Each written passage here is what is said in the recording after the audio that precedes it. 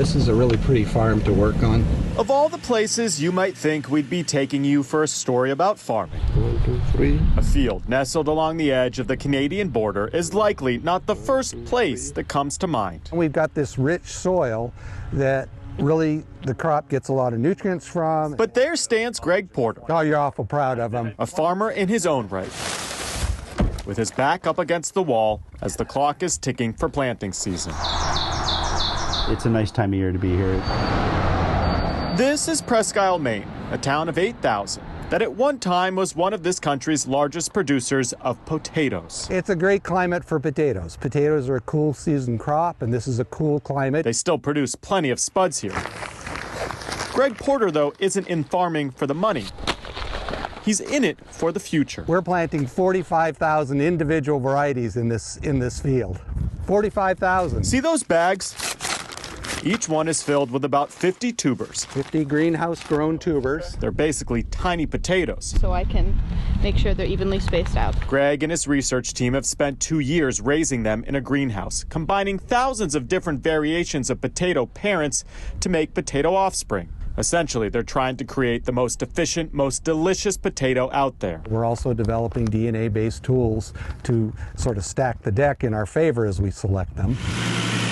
These days, though, the work in these fields is taking on new importance, with farmers across the country increasingly facing tougher growing conditions. It has increased as a priority. The hope is that somewhere in this field they harvest a new kind of potato that's more resistant to climate change. We want to try to minimize losses for our growers.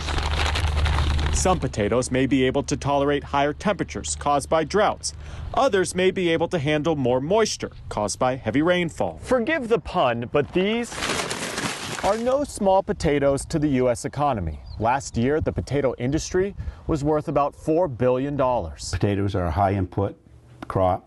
It takes a lot of money to raise an acre of potatoes. That's Don Flannery. He grew up on a potato farm and is now with the Maine Potato Board. We've seen somewhat drier conditions during the growing season. Aside from more extreme droughts and rain events, many of the varieties of these potatoes being cultivated here need less fertilizer. Everything goes back to a map, which goes back to a spreadsheet. Especially right now with inflation, reducing any kind of cost for farmers could mean the difference between losing money and breaking even. If you're not looking ahead and being proactive, you're usually behind the curve being reactive. Back in the field, Greg and his team have started sending their potatoes to farms across the country to see how they hold up in growing conditions in states like Florida, Ohio, Michigan, Indiana, and Montana. And the hope is that we produce a few out of our 45,000 here that will have enough good characteristics that they're worthy of commercial investment. A worthy investment for one of this nation's cash crops, in hopes that even as the climate changes,